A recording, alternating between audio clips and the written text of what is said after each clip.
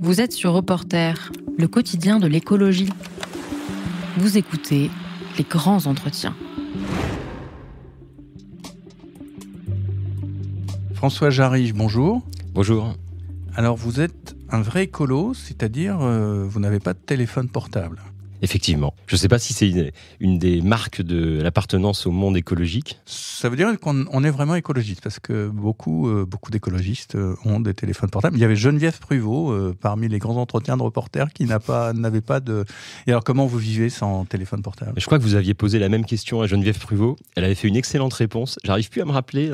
Et alors c'est quoi la réponse de François Jarige ? La mienne, c'est de dire que j'en ai jamais ressenti le besoin. Je vois le fait de ne pas avoir de portable comme une sorte de luxe, de confort que me permet mon boulot. Je suis enseignant-chercheur, j'ai pas besoin d'être sonné par un patron régulièrement. Donc pour moi, c'est pas une souffrance, c'est plutôt une marque de satisfaction. Et alors vous êtes historien de l'environnement. J'ai l'impression, vous me démentez, que l'histoire de l'environnement, c'est vraiment un courant, une discipline qui s'est beaucoup développée depuis 15 ans. Oui, depuis 15 ans, en France en particulier. En fait, ce qu'on appelle l'histoire de l'environnement, ça a une longue histoire. Ça s'est d'abord développé aux États-Unis dans les années 70, en lien étroit avec la montée de l'écologie politique. Les premiers historiens, les premiers cours d'histoire environnementale, c'était en Californie, au moment des marées noires, des grandes controverses environnementales de l'époque, et un certain nombre d'historiens à l'époque ont senti le besoin de réintégrer dans les récits historiques des acteurs qui étaient oubliés, à commencer par l'environnement. Mais je me définirais pas fondamentalement comme un historien de l'environnement. Je suis d'abord un historien du monde ouvrier, du monde du travail, de l'industrialisation. Ce qui m'intéresse, c'est de comprendre les origines de l'industrialisation du monde dans sa dimension sociale et environnementale. Historien du monde ouvrier, ça veut dire que vous avez commencé votre thèse ou doctorat, je ne sais pas, c'était quoi le thème original de votre première recherche ? Moi j'ai fait une thèse d'histoire sociale sur les briseurs de machines au début du 19e siècle, à l'époque de ce qu'on appelle le ludisme, et j'ai essayé de comparer ce qui se passait en Angleterre et en France, et reconstituer ces mouvements, et surtout essayer de les comprendre. On était à l'époque de la querelle des OGM, et le mot ludisme ressurgissait dans les médias comme une manière de disqualifier les faucheurs d'OGM, comme... C'est-à-dire c'était au début des années 2000 ? En 2002, 2003. Et les ludes et les briseurs de machines, c'est début 1811, 1812 en Angleterre. Et en fait, c'est un phénomène assez régulier tout au long de la première moitié du 19e siècle. Et donc, autour de ces violences contre les machines, j'ai essayé de comprendre le sens qui a été donné à ce qu'on appelle le progrès technique en le prenant par en bas, en prenant à travers les négociations sociales, les conflits qu'il suscitait dans les mondes du travail, avant que l'idée même de critiquer l'installation des grandes machines disparaisse de l'espace public. Au début du 19e siècle, c'est ce qu'on appelait la question des machines. Il y avait beaucoup de débats sur le sens de ce processus, sur les effets sociaux de ces machines. Donc moi, je suis un historien de l'industrialisation et j'essaye de le prendre dans sa dimension sociale et environnementale et de penser les deux ensemble. Parce que pendant longtemps, l'histoire de l'environnement, c'était une histoire un peu qui étudiait par milieu. Il y avait les historiens de la forêt, les historiens des milieux aquatiques, les historiens des zones humides. Et de plus en plus, on parle d'histoire environnementale. L'histoire environnementale, c'est de comprendre les dynamiques, et comment la société, évidemment, est tissée de nature et comment ce qu'on appelle la nature est en permanence modelée, évidemment, par les activités humaines. Est-ce que le concept de nature, d'ailleurs, pour vous, a encore un sens opérationnel ? Je viens de l'employer parce qu'il est commode et on peut dire ce qu'on veut, mais il y a un moment, il renvoie à quelque chose. Moi, je trouve que c'est un beau mot. Dans les sciences sociales contemporaines, le mot a disparu puisqu'il faut sortir des dualismes de la modernité. Philippe Descola, nature-culture, et dans plein de sociétés, on n'agence pas le monde de cette façon-là. Moi, je trouve qu'il garde une efficacité. Il permet en tout cas de parler aux gens, demander aux gens ce que c'est la nature, ils verront à peu près. Donc évidemment, après, il faut déplier, il faut ouvrir le questionnement, puisque ce qu'on appelle nature, c'est aussi une abstraction qui englobe des choses très diverses. Donc, mais je pense qu'il ne faut pas non plus complètement abandonner ce mot de nature, parce qu'on se prive d'un outil qui parle à la population et demander à un écologiste si la nature n'existe pas, pour beaucoup, ça paraîtra plutôt scandaleux. Et pour vous, c'est quoi la nature ? La nature. Alors, on rentre quasiment dans les débats philosophiques d'emblée. Donc, on pourrait donner plein de réponses. La nature, c'est comment le monde européen a pensé l'extériorité des sociétés. La nature, c'est l'ensemble du vivant non humain. Donc on peut essayer de donner plein de définitions. Mais d'une certaine manière, les humains sont la nature aussi. Ils sont des animaux un peu différents des autres, mais ils appartiennent à la nature. Donc c'est ça, effectivement, tout est nature. Donc tout est nature. Donc il y a un moment, il faut bien construire des distinctions. Et c'est pour ça qu'il est quand même pertinent de penser une nature non humaine et une nature humaine, et penser comment les deux entretiennent des relations qui évoluent dans l'histoire, puisque c'est pas une question métaphysique. Il n'y a pas la nature et la culture. En fait, ce qu'on appelle nature et culture se redéfinit dans les sociétés. Et moi, ce qui m'intéresse, m'intéresse, c'est de montrer qu'il y a une historicité de ces phénomènes. Et aussi parce que c'est en montrant l'historicité de ces phénomènes qu'on peut sortir de cette espèce d'accablement qui nous saisit, ou de sentiment qu'on ne peut rien faire, que tout est déterminé. Non, les sociétés ont agencé leurs relations au monde extérieur de plein de manières. Et donc il faut qu'on réinvente d'autres relations avec le monde vivant. Et donc pour cela, on a peut-être besoin de sortir des dualismes un peu caricaturaux, ce que font très bien les philosophes dans la continuité de Descola ou de Bruno Latour. Et d'ailleurs, j'emploie assez peu le mot nature, mais ça serait quand même dommage de supprimer ce mot, parce que il faut que les intellectuels ils continuent à parler au monde et ils continuent à parler aux gens. Et en revenant à la révolte des Ludites, aux contestations qui se font des premières machines, finalement, ça se passe dans un milieu urbain qui est déjà d'une certaine manière coupé de la nature. Ah non, pas seulement. Il y a aussi des travailleurs des petites manufactures rurales. Par exemple, il y a des émeutes vers Carcassonne, dans des petits villages textiles du début du 19e siècle. Au moment où les grandes machines à filer commencent à arriver, vous avez des soulèvements. En fait, ce qu'il faut bien voir, c'est que ces ouvriers qui se soulèvent contre les machines, il y a des groupes très divers dans le textile. Il y a des imprimeurs typographes aussi. En 1830, la révolution de juillet 1830 s'accompagne de bris de machines à Paris. Les ouvriers vont attaquer les presses mécaniques introduites dans l'imprimerie nationale quelques mois auparavant, dans un contexte où une partie de la main-d'œuvre est au chômage, où il y a une grave crise économique. Et donc ces événements sont des occasions de mettre en débat le sens de ces évolutions techniques. À un moment où l'économie politique commence à définir ce qu'on appelle le progrès technique comme un mouvement linéaire, inéluctable, qui ne relève pas d'un débat démocratique, mais d'une sorte de nécessité intrinsèque à la technique elle-même, qui irait en s'améliorant, ces controverses obligent à ouvrir la boîte noire de ce qu'on appelle technique, c'est-à-dire penser leurs conséquences sociales. Et donc j'ai essayé de faire une sorte d'histoire par en bas de l'industrialisation, en examinant des révoltes, des conflits qui ont été assez rapidement incompris ou disqualifiés par les élites qui essayaient d'acclimater le monde industriel dans un contexte où il faut bien voir que ce qu'on appelle l'industrialisation, au début du 19e siècle, suscitait beaucoup de débats. Des débats environnementaux, des débats sociaux, des débats pas seulement dans les milieux catholiques ou réactionnaires. Les premiers socialistes, les réformateurs sociaux de cette époque, s'interrogeaient sur le sens de cette industrialisation du monde, voyaient déjà les impacts environnementaux que ça entraînait en termes de pollution, en termes de captage excessif des ressources. Et moi, ce qui m'avait aussi fasciné dans ces révoltes, c'est que les économistes, à l'époque, prenaient le temps de répondre aux ouvriers, parce que l'économie politique n'existait pas comme science. Et Jean-Baptiste Say, il consacre un chapitre de son traité d'économie politique au début du 19e siècle à répondre aux ouvriers pour leur expliquer pourquoi ils ne doivent pas briser les machines. Imaginez aujourd'hui un prix Nobel d'économie qui s'attacherait à essayer d'expliquer tel ou tel processus. Jean Tirole, non, on ne le voit pas discuter de la précarisation des travaux avec des caissières de supermarché. Ni expliquer la mondialisation à la sortie d'une usine, quoi. Mais et donc c'est à cette époque-là qu'apparaissent les arguments de l'économie politique pour justifier le progrès technique comme quelque chose d'inéluctable. Notamment, c'est la théorie du déversement. C'est une manière de répondre aux ouvriers. Les ouvriers disaient les machines créent du chômage, perturbent le marché du travail, font disparaître les qualifications établies. Et les économistes inventent l'argument selon lequel il n'y a pas de crise sociale liée à la machine, il n'y a qu'une période d'adaptation. Donc il faut former les ouvriers pour qu'ils s'adaptent à une autre activité. C'est ce qu'on appelle le déversement. C'est-à-dire le progrès technique dans un secteur entraîne un accroissement de la production, entraîne à la fois un accroissement du niveau de vie, donc le développement d'autres activités. Donc les ouvriers qui perdent leur travail dans un secteur pourront en retrouver dans un autre. Ce schéma, il reste toujours et c'est valable. Exactement, c'est le schéma fixé par Jean-Baptiste Say au début du 19e siècle, qui reste exactement le même schéma proposé par les économistes lorsqu'on débat de la robotisation ou de tel ou tel processus actuel. C'est d'ailleurs assez fascinant. Donc évidemment, la question de savoir comment on fait pendant la période de transition. Et puis évidemment, la question, c'est que la machine, ça va au-delà aussi de la question sociale, puisque la machine, c'est une manière de redistribuer la matière, de produire des nouvelles nuisances, de consommer le monde vivant et les ressources naturelles, si on prend cette expression, d'une nouvelle manière. Donc en fait, quand on ouvre la boîte noire de la technique, on se rend compte que la technique est évidemment au cœur de nos sociétés et la technique doit donc être un enjeu de débat politique. Et la machine, elle a gagné. Enfin, les élites, comme vous disiez, je crois, ont imposé la machine et elle a gagné. Notre monde est là. Pourquoi elle a gagné finalement? Elle est là pour le montrer. Est-ce que les briseurs de machines ou les révoltés, les ludites ont perdu?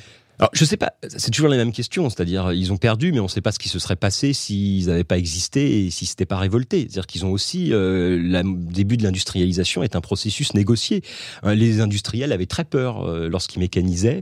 Et ces révoltes, par exemple, ont poussé certains industriels à ne pas mécaniser, à faire d'autres choix techniques Par exemple, autour de la machine à vapeur, il y a plein de débats et il y a plein de cas d'industriels qui renoncent à la machine à vapeur, qui renoncent à tel système technique parce qu'ils savent que leurs ouvriers vont se soulever. En 1819, à Vienne, dans l'Isère, il y a une grande émeute des tondeurs de draps contre la machine qui arrive dans la ville escortée par une escorte de 5 gendarmes parce que les autorités savaient très bien que la main-d'œuvre allait s'opposer. Donc, ce que j'essaye de montrer aussi, c'est que ce qu'on appelle l'industrialisation est un processus négocié.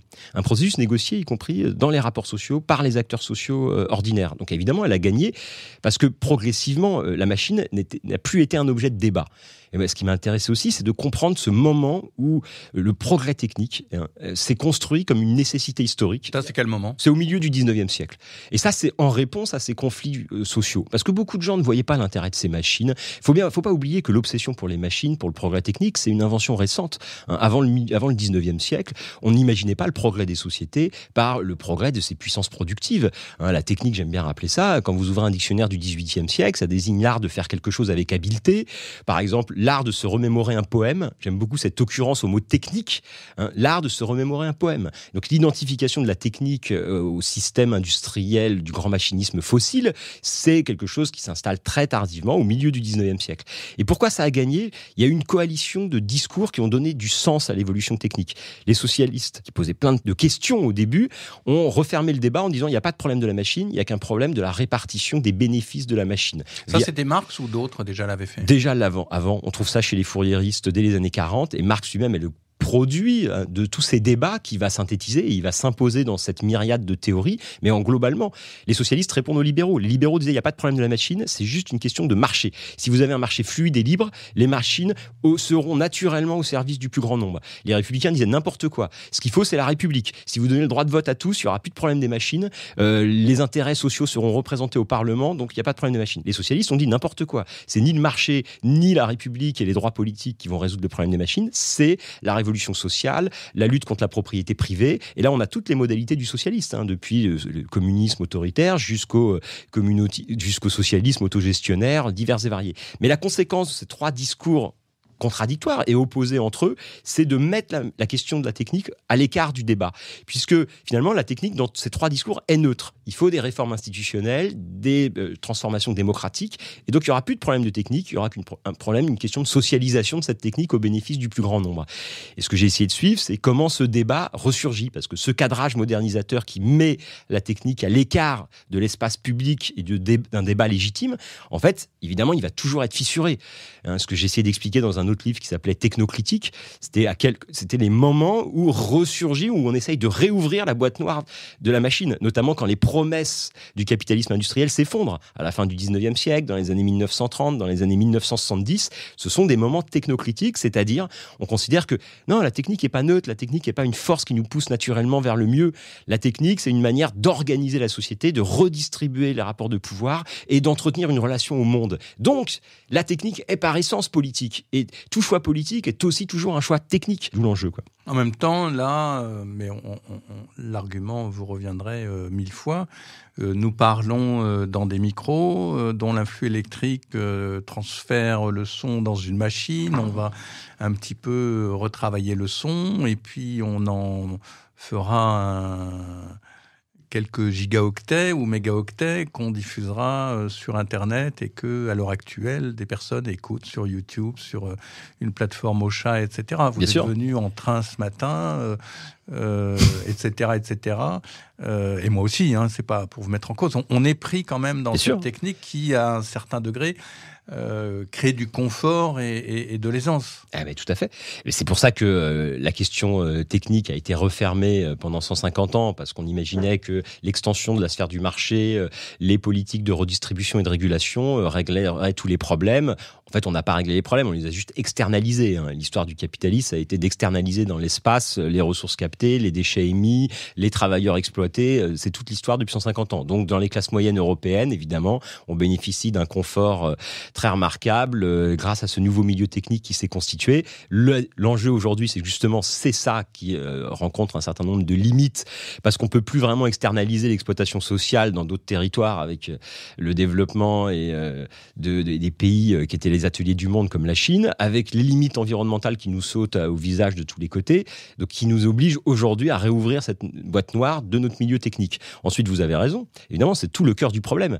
Et c'est pour ça qu'on... C'est quoi le cœur du problème? Reformulez-le. Ce que vous venez de me poser comme question, c'est comment vous pouvez critiquer la technique en étant vous-même imprégné dans un milieu technique, évidemment. Et c'est toute la difficulté. C'est pour ça qu'il y a une impossibilité de penser ces questions, parce que immédiatement on est renvoyé vers une sorte de haine de soi. Et la haine de soi, celui qui critiquerait la technique nous sommes tous des êtres techniciens, nous sommes tous baignés dans notre milieu, dans notre culture matérielle. Et donc, contester, interroger ces dispositifs, ça serait une forme de haine de soi, de rejet de ce qui nous a constitué même comme être vivant avec nos subjectivités actuelles. Donc évidemment, et nous sommes prisonniers de la technique parce que nous-mêmes avons été formés par la technique, et donc repousser la technique, c'est quelque part repousser soi-même. C'est pour ça qu'il faut bien poser le problème. Et moi, j'essaye de, peut-être que je l'ai fait là parce qu'il faut bien parler, mais j'essaye de pas parler de la technique comme une catégorie philosophique abstraite et générale qui ne veut rien dire. La technique, c'est des choix. C'est pour ça que j'aime bien dire que la technique, ce qu'on appelle la technique, en fait, évidemment, c'est très différent de comparer une machine à filer des années 1830 et un ordinateur portable d'aujourd'hui. Technique, c'est une certaine façon d'organiser les rapports sociaux, d'organiser les flux de matière qui structurent nos sociétés. Donc, c'est en cela que tout choix technique est aussi un choix écologique, un choix social, un choix politique. Donc, nous sommes dans un milieu technique, évidemment, nous sommes dépendants de ce milieu technique. Nous n'avons même pas le choix.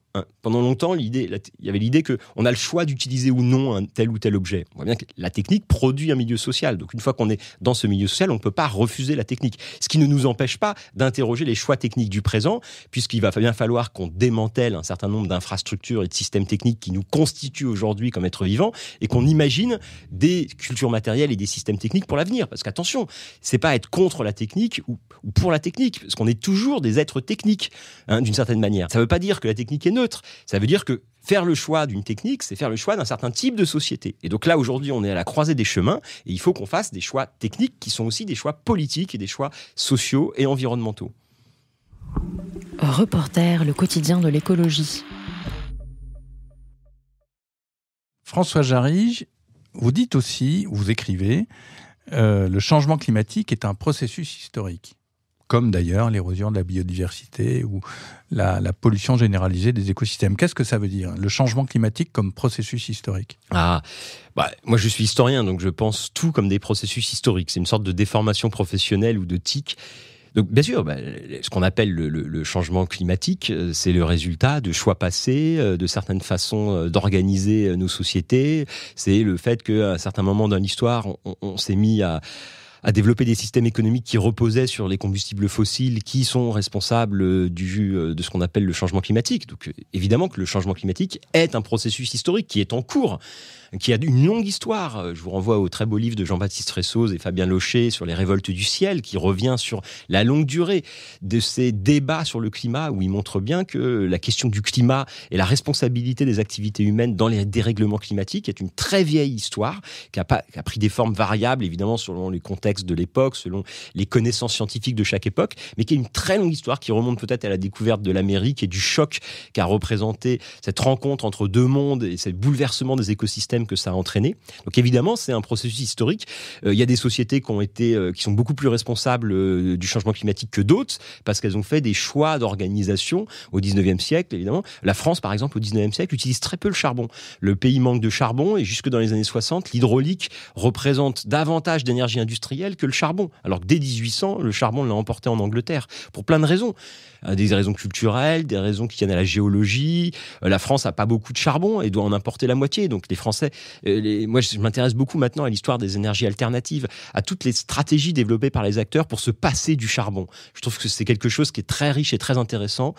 J'ai beaucoup bossé sur les critiques, sur les interrogations, sur les controverses environnementales, et j'essaye désormais de penser l'ère industrielle en m'intéressant aux marges et à ceux qui n'ont pas été pris. Il faut bien voir qu'au 19e siècle, l'idée il y a une grande prudence par rapport au progrès. Beaucoup d'acteurs ne veulent pas de machines à vapeur. Ça pue, ça rend dépendant de compétences extérieures, il faut faire venir le charbon, ça peut exploser.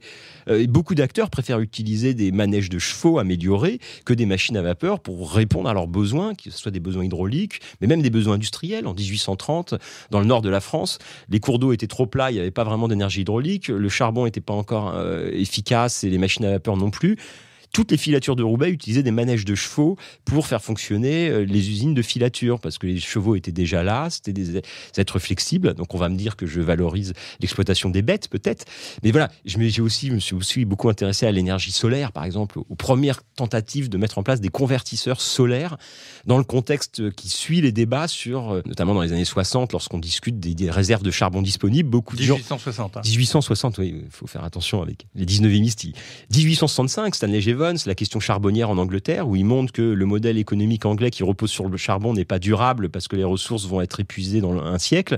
Donc il faut que l'économie anglaise se réorganise. C'est d'ailleurs à partir de là que l'économie anglaise va se spécialiser dans la finance, dans les activités bancaires, parce que justement, son modèle économique, sa puissance repose sur le charbon. Et donc beaucoup s'inquiètent. Et par exemple en France, il va y avoir une grande vogue pour l'énergie solaire comme alternative, qui va largement disparaître parce que le pétrole va arriver en masse et lever toutes ces expérimentations. Vous voyez, c'est une histoire qui se répète aussi.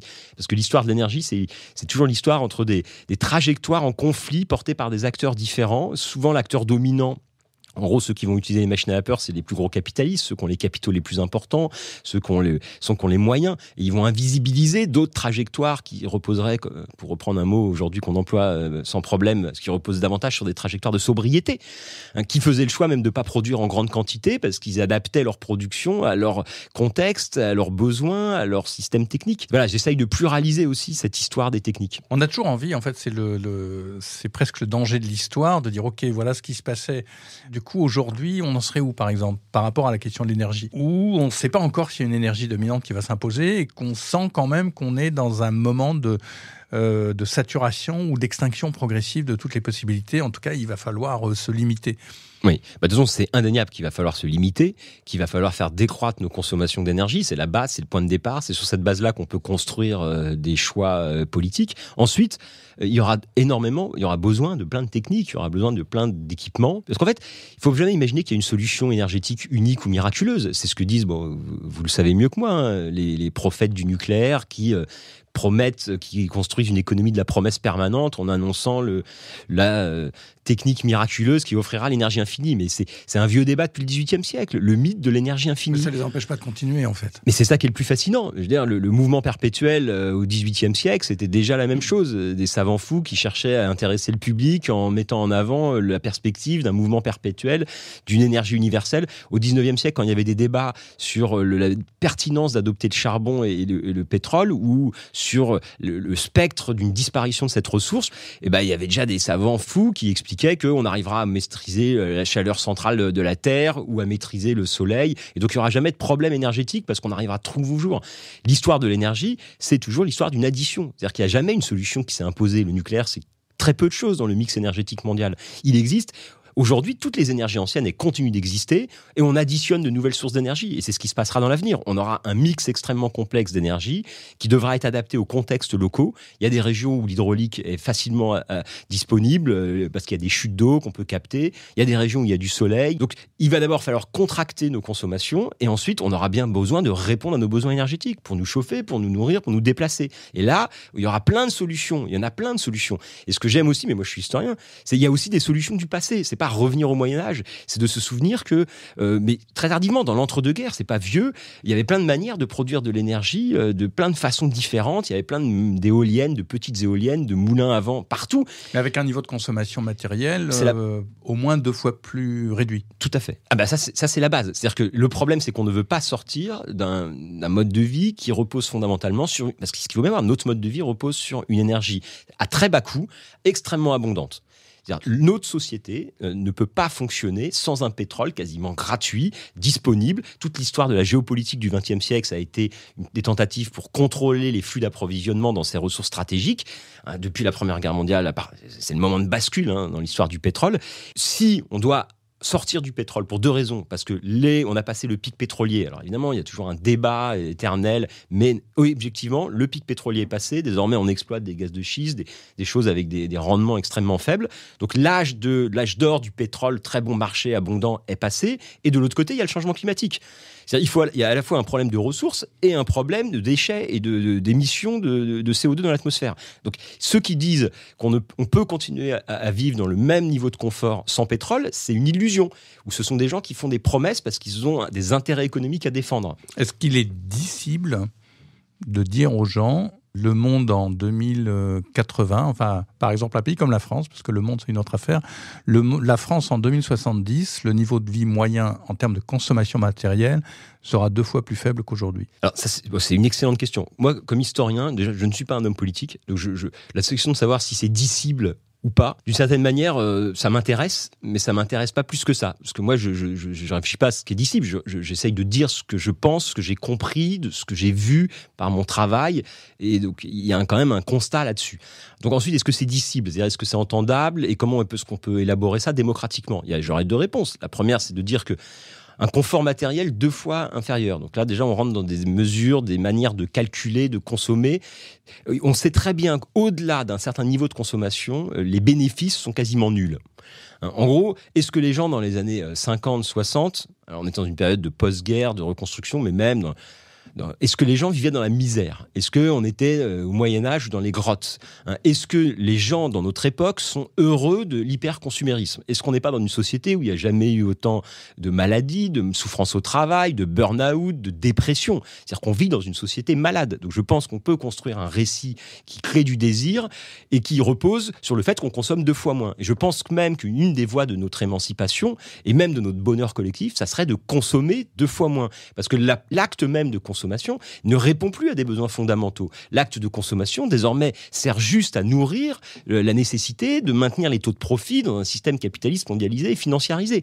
Et donc, la question du bonheur individuel, la question de l'émancipation des individus, c'est pas la question qui se pose, que les gens, que les acteurs économiques dominants se posent. C'est pas, quand ils disent qu'ils veulent apporter le bonheur au peuple, c'est juste des arguments publicitaires. Je crois qu'ils le disent plus. Enfin, et d'une façon, ils ne le disent plus. Je sais pas si Bernard Arnault, Vincent Bolloré ou même Monsieur Macron ou Xavier Niel disent qu'ils veulent apporter le bonheur au peuple. Donc peut-être que c'est ça. Ils n'osent plus. Non, ils n'osent plus, parce que ce qui se prépare, ça va être des systèmes potentiellement autoritaires, de contraction autoritaire des consommations avec des sociétés de plus en plus inégalitaires. Donc l'alternative et l'horizon, c'est de construire une société plus égalitaire qui repose sur une contraction de nos consommations, de nos productions, donc aussi nécessairement de nos modes de vie, il faut le dire. Effectivement, il faut le dire. Il va falloir revoir nos hiérarchies de valeurs.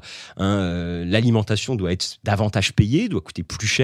Les mobilités doivent être contraintes. Oui, alors peut-être que c'est indicible pour un homme politique de le dire, parce que il faut bien se faire réélire et parce que la démagogie domine de tous les côtés. Mais moi, je suis candidat à rien, j'ai pas d'enjeu.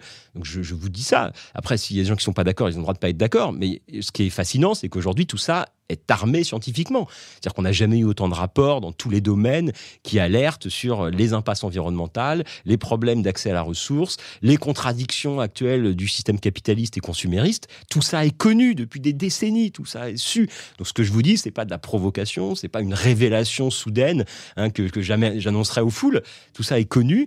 Il y a évidemment le jeu des médias, le jeu du système politique et économique dominant fait qu'on dissimule ça, on essaye de trouver des subterfuges pour continuer comme avant, mais aujourd'hui ça se fissure quand même. Donc on a le choix entre 2 choses en gros. Soit on met en place une société qui contracte ses consommations et ses productions de façon démocratique et donc égalitaire, soit on va mettre en place des systèmes autoritaires, de plus en plus inégalitaires, où il y aura des contractions gérées de façon centralisée par l'État et au bénéfice, aux dépens des classes populaires. Reporter. Le quotidien d'écologie. Alors François Jarry, je reviens au processus historique du changement climatique. Est-ce que c'est un processus continu ou est-ce qu'à un moment, il y a quelque chose qui a vrillé? Non, c'est pas un processus continu.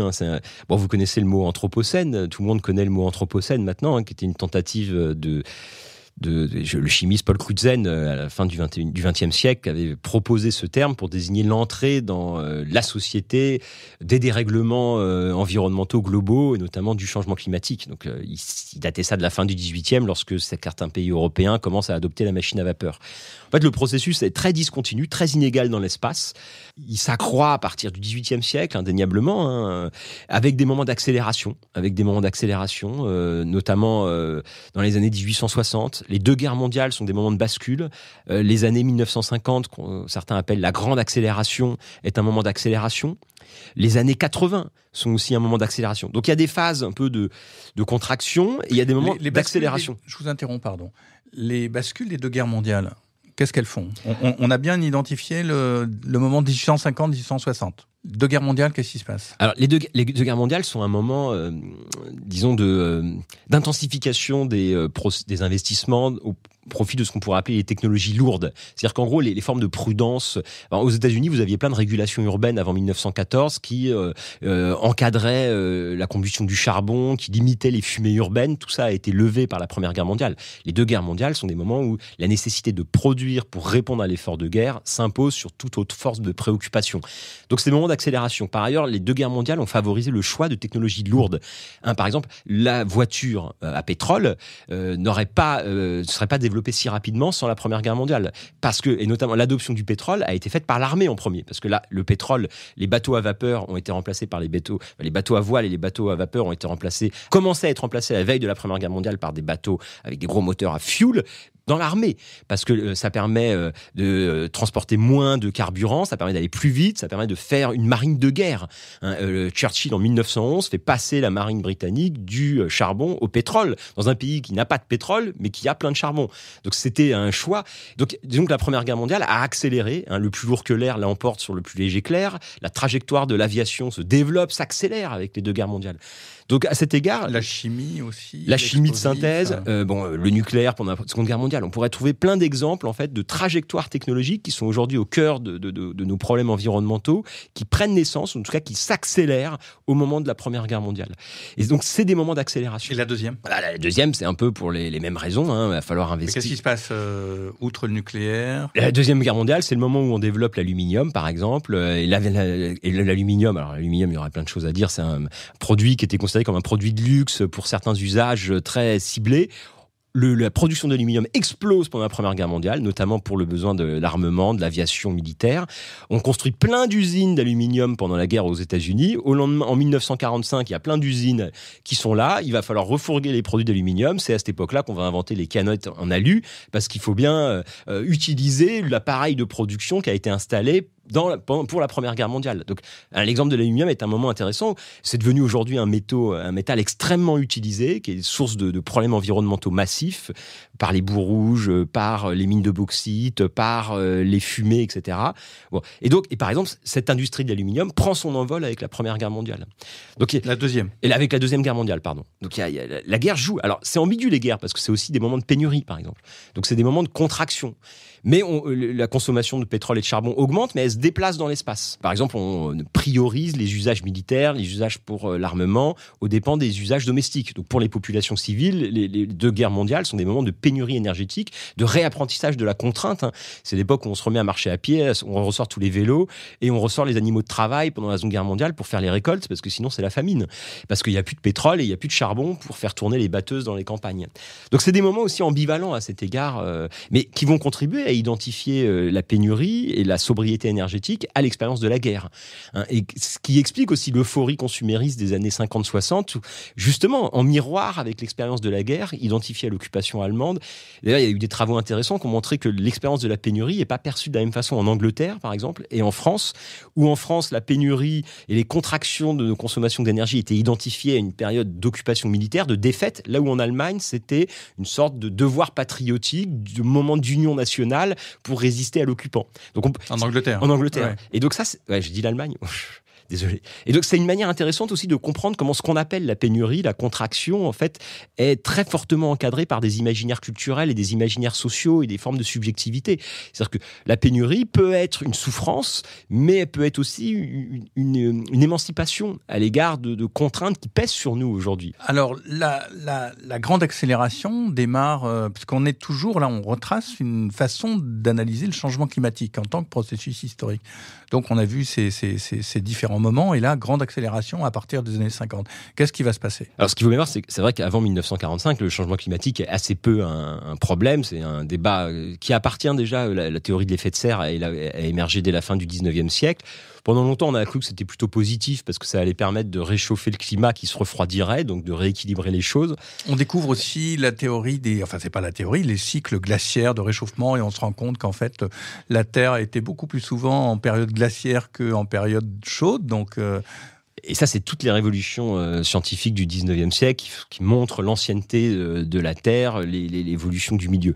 Bon, à partir des années 50, donc c'est ce que les historiens appellent parfois le moment de grande accélération de l'Anthropocène, parce que quand vous regardez les courbes, toutes les courbes s'emballent à partir des années 50, les courbes de consommation du pétrole, les courbes de consommation des différents métaux, mais aussi les courbes de consommation du charbon qui diminuent pas du tout, qui se redéfinissent dans l'espace. Donc les courbes d'émission des CO2 explosent. Alors, ce qui se passe, c'est que entre les années 50 et les années 70, on va mettre au point des outils de mesure. Par exemple, la capacité à mesurer la quantité de CO2 dans l'atmosphère émerge dans les années 50. Donc, on va pouvoir, ce qui relevait de débats théoriques de physiciens ou de chimistes de l'atmosphère, désormais est armé empiriquement de plus en plus. Les compagnies pétrolières dans les années 60-70 vont elles-mêmes lancer des enquêtes sur les impacts climatiques des émissions de CO2 pour sécuriser leur marché à long terme. Ils ont besoin d'avoir une connaissance de cette situation. Donc la question du changement climatique va émerger progressivement. Elle est pas encore au centre des débats écologiques dans les années 70, même si elle est scientifique. Il y a des rapports qui commencent à faire émerger le débat. Et depuis les années 70, on a un processus de médiatisation croissante de cette question climatique qui va redéfinir l'échelle des priorités environnementales. Et la question climatique va prendre le dessus, d'une certaine manière, dominer toutes les autres questions environnementales peu à peu. D'ailleurs, c'est un problème. C'est-à-dire que les questions écologiques et environnementales, on a parfois on tend à les segmenter, à les cloisonner. Donc, on polarise le regard sur un problème en invisibilisant les autres problèmes, alors que par essence, la question écologique, c'est justement l'ensemble des problèmes et les interactions qu'ils ont entre eux. Puis, il y a un dernier moment d'accélération qui suit. La réflexivité, les critiques, les doutes et les premières interrogations des années 70 qui sont très fortes. Les pollutions au pétrole, les pollutions automobiles sont dénoncées de tous les côtés, les marées noires, la surconsommation, tout ça est déjà présent dans les années 70. Tout va disparaître en quelque sorte dans les années 80-90, qui est un nouveau moment de grande accélération, où les courbes de consommation explosent. De façon assez tragique, puisque c'est précisément le moment où en théorie, on prend conscience du problème écologique, où on invente le développement durable, où on invente la croissance verte.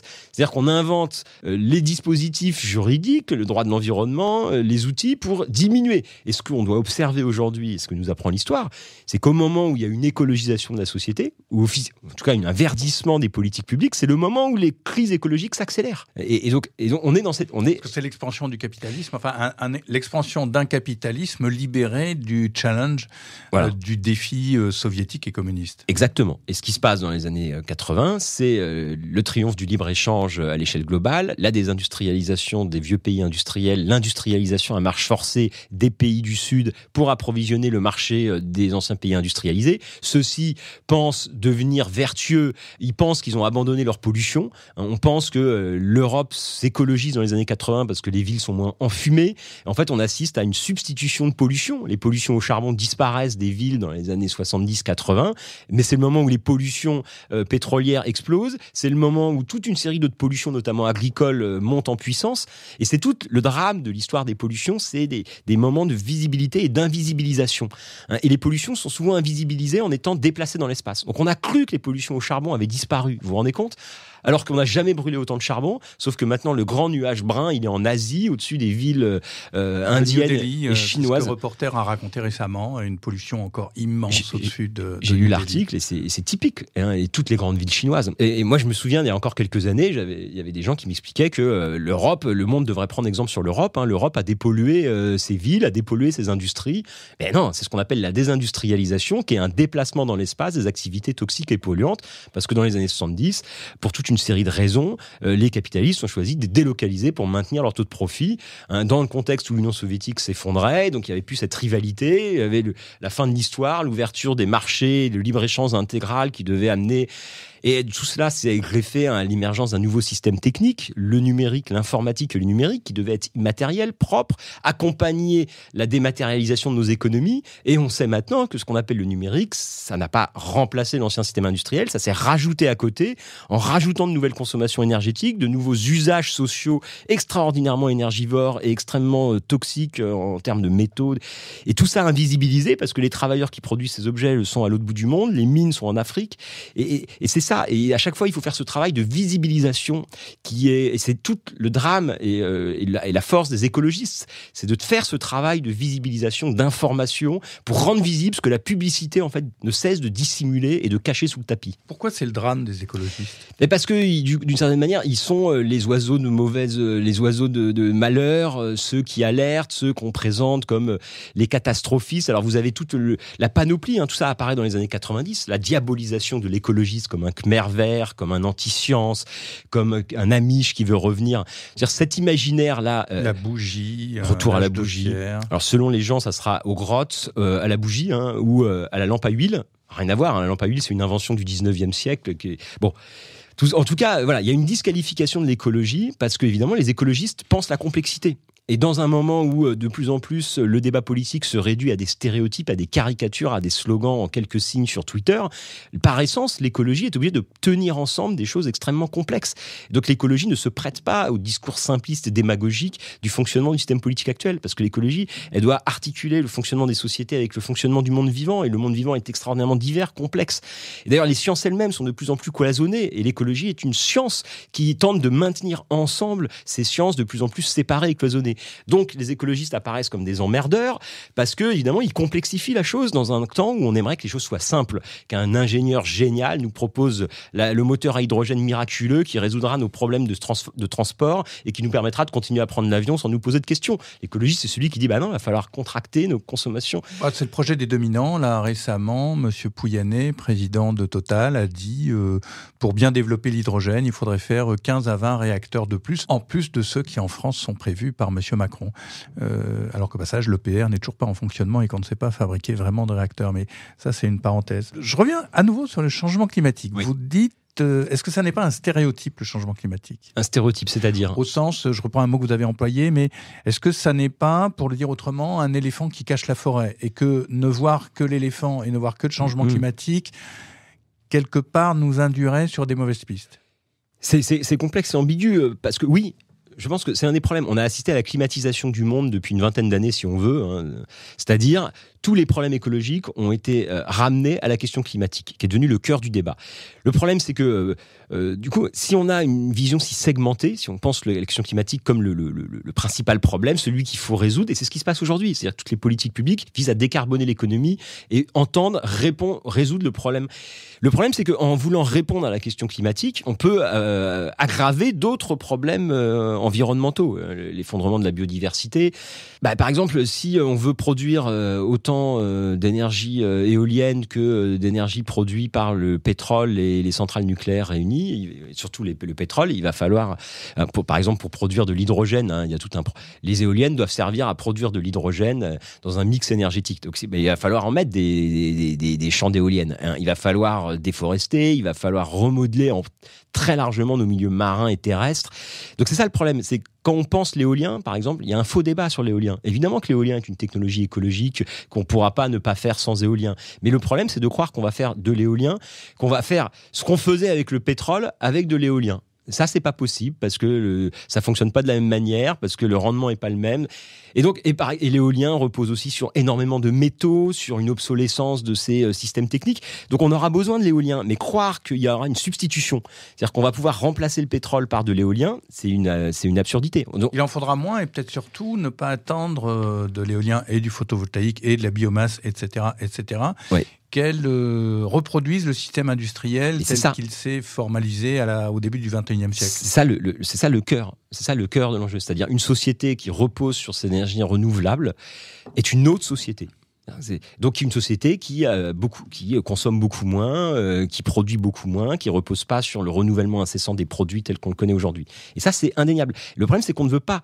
On ne veut pas sortir de cette idée que notre mode de vie n'est pas négociable et donc il faut qu'on trouve un substitut. Et qu'il n'y a pas de salut sans un substitut qui permettrait de faire la même chose que ce qu'on faisait avec le pétrole, mais avec autre chose. Or ça, c'est pas possible. parce que le pétrole avait des caractéristiques physiques qui ne sont pas substituables par d'autres systèmes techniques. Donc si on invente, c'est pour ça que c'est moins une question technique qu'une question politique, c'est-à-dire qu'il faut qu'on invente d'autres modes de vie et on aura les milieux techniques qui seront adaptés aussi à ces modes de vie.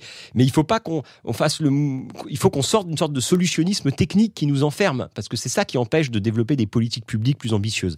Sur le changement climatique, c'est quand même le problème majeur, c'est quand même l'enjeu majeur. Mais le problème, c'est que tous les discours sur la décarbonisation sont complètement hors sol. C'est-à-dire, c'est une question d'échelle. Dire qu'on va électrifier le parc pour décarboner nos modes de transport, ça n'a aucun sens. Je veux dire, 35 millions de véhicules hydrogène ou électriques, il faudra énormément d'usines, énormément de mines, énormément de métaux, énormément d'énergie pour les produire à tous les niveaux.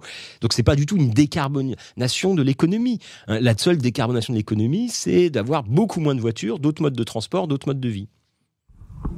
Reporter, le quotidien de l'écologie. François Jarry, je voulais revenir sur le passé, en fait, parce que les historiens, ils parlent du passé, mais d'un passé particulier, on parle du présent, puis on a parlé de l'avenir. En fait, quand on dit au passé, par exemple, à un endroit de votre livre, je vous cite, de citer, par exemple, le dernier volume que vous avez publié, On arrête parfois le progrès, qui est un recueil de chroniques dans le journal La Décroissance, plus que d'ailleurs un livre d'historien. À un moment, vous écrivez, il faut retrouver la richesse du passé. Mais de quel passé il s'agit ? Est-ce que c'est le passé de la société paysanne assez prospère de la fin du 19e siècle en France ? Est-ce que c'est le passé du Moyen-Âge féodal ? Est-ce que c'est le passé du paléolithique qu'on est en train, avec des paléontologues, des anthropologues comme David Graeber, de retrouver en disant, dans la foulée de Marshall Salins, c'est une période démocratique et d'abondance. Quand on parle du passé, retrouver le passé, c'est quel passé en fait ? Je pense que il y a plein de passés. La particularité du passé, c'est de tout contenir, tout et son contraire, puisque le passé. Alors, quand je dis ça, je réagis face à un discours qui m'apparaît un discours de mépris du passé. Notre société contemporaine repose sur un misérabilisme considérable à l'égard du passé. Nos ancêtres auraient tous été des espèces d'ignards, crasseux, plus ou moins stupides, et la modernité nous a émancipés de tout ça. Donc, retrouver le passé, c'est déjà retrouver la complexité, la diversité, et retrouver que ce passé n'est pas univoque, n'est pas linéaire. Il y a des paysans du 18e qui étaient sans doute pas dans une misère crasse, qui vivaient dans des communautés libres.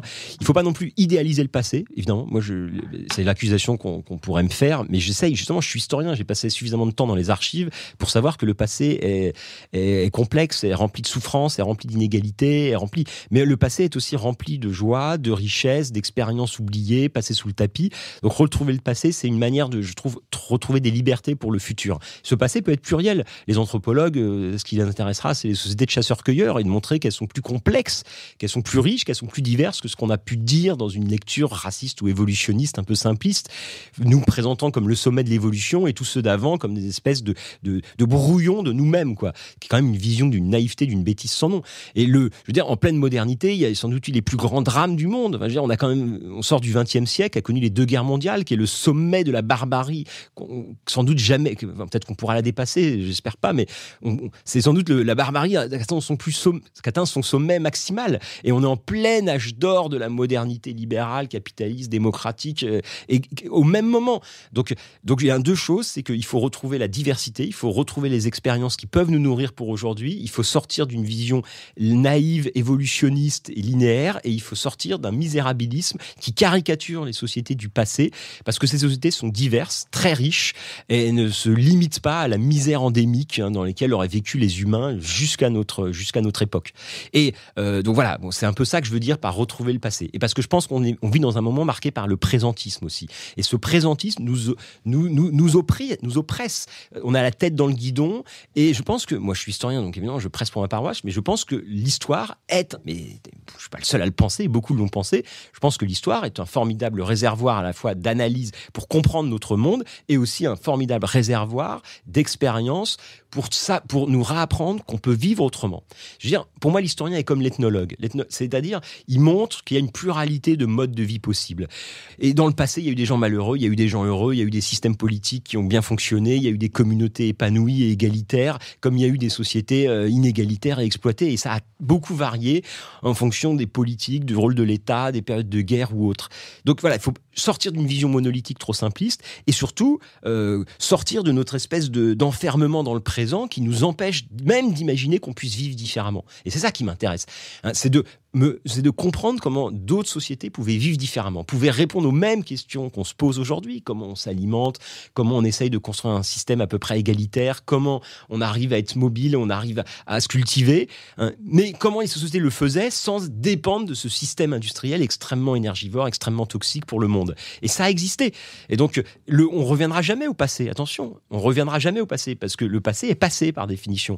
Et donc, on va vers l'avenir. Et cet avenir peut prendre une pluralité très grande de formes, de voies. Et d'ailleurs, ça sera le cas. Il y aura des avenirs multiples entre les continents, entre les régions. On est au moment où on peut construire cet avenir. Donc, il faut se souvenir que le passé était divers, le futur sera divers. On reviendra jamais au passé, ce qui n'empêche pas qu'on peut quand même se nourrir d'expériences passées pour inventer notre futur. Et justement, sans mépris pour les acteurs du passé. Parce que moi, ce que je vois dans le passé, quand j'étudie, quand je vais aux archives et quand j'essaie de comprendre comment fonctionnaient les sociétés du passé, je vois pas du tout de la misère crasse, de la bêtise. Je vois une extraordinaire inventivité, richesse, des multiples bricolages pour essayer de répondre aux problèmes qui se sont toujours posés à l'humanité. Comment gérer notre rapport au monde, comment trouver de quoi subsister dans un monde, évidemment, marqué par des limites, des contraintes. On a cru pendant 2 siècles que toutes ces limites étaient levées par nos milieux techniques, sauf qu'en fait, on se rend compte aujourd'hui que ces milieux techniques deviennent eux-mêmes la source de nos problèmes. Donc il faut qu'on trouve une manière de réagencer ça, réagencer la relation entre les sociétés et le monde et le reste du monde vivant, entre nos milieux techniques et nos choix de vie. Et ça, c'est des choix politiques. Ça peut se faire sans des troubles énormes, des conflits énormes? Mais je ne pense pas. Il y a des conflits énormes partout aujourd'hui, déjà. Il y en a aujourd'hui, il y en aura dans le futur. Ça peut se faire. Après, j'ai pas de solution miraculeuse, mais ça peut se faire. En tout cas, je pense que le point de départ, c'est déjà de dire la vérité, de faire le bon constat de départ et de se mettre d'accord sur le bon constat de départ en sortant des mythologies qui nous empêchent d'agir.